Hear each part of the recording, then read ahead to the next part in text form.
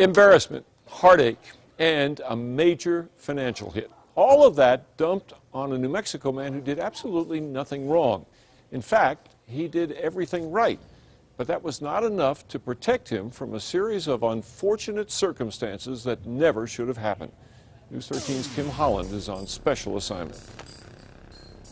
This is where I had my Lexus parked. I backed it up right here, and it stayed here for 3 years. But John Lujan's Lexus SUV is now gone, and so is the pile of cash he spent to fix it up and get it running. The only thing left is Lujan's anger and confusion. I think there's a sneaky snake in the grass. Lujan thought he hit the jackpot 3 years ago when he bought a 2001 Lexus LX 470 like this one for $3,500 from a man in his hometown of Las Vegas, New Mexico. Didn't run, didn't start, no battery, flat tires. It's just a junk. Why'd you want it? That's what my wife keeps on telling me. Lujan saved his tax returns from the past 3 years to come up with the money to fix the SUV.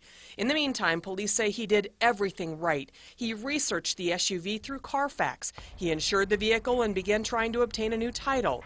He headed to the state police office in Las Vegas to make sure it wasn't stolen so he could register it. He ran the vehicle's VIN number in NCIC.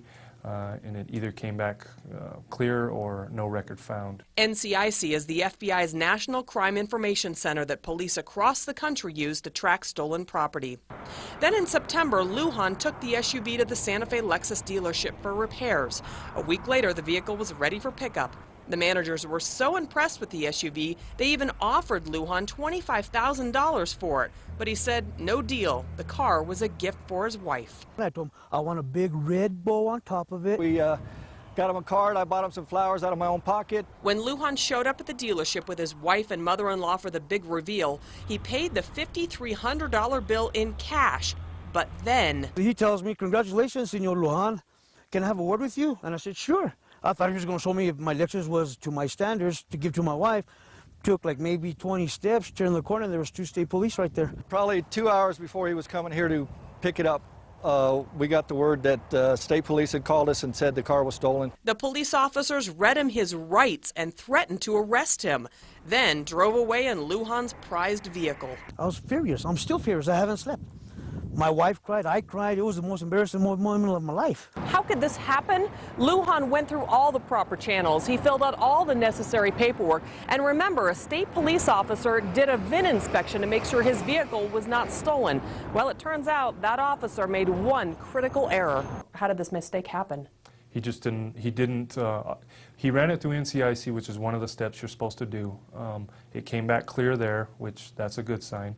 However, if he would have checked the NICB database, they would have found the purged file, which is the vehicle still stolen out of Colorado.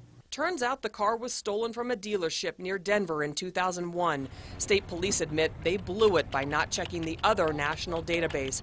But Colorado police also blew it by not putting the file in NCIC.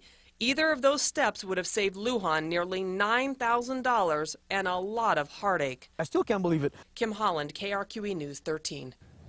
The insurance company for the Colorado car dealership now has the car. Police are investigating to try to see who stole it in the first place. Meanwhile, Mr. Lujan has filed a lawsuit against state police and against the Lexus dealership in Santa Fe. The dealer says he wants to work with Lujan to try to get him a good deal on another car. Boy, what a heartache.